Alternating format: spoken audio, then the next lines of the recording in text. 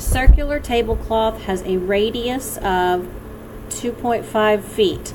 Zyra is sewing a piece of ribbon around the edge of the tablecloth. If Zyra has exactly enough ribbon, which measurement is closest to the length of the piece of ribbon in feet? So it's circular, so we're working with a circle. So we need to know radius and diameter. This says radius of 2.5. So radius of 2.5.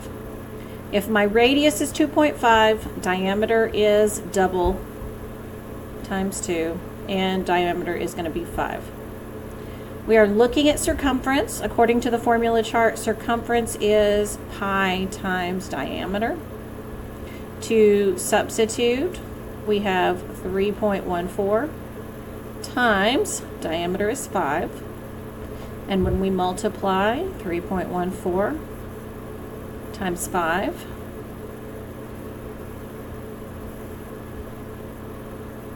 oops,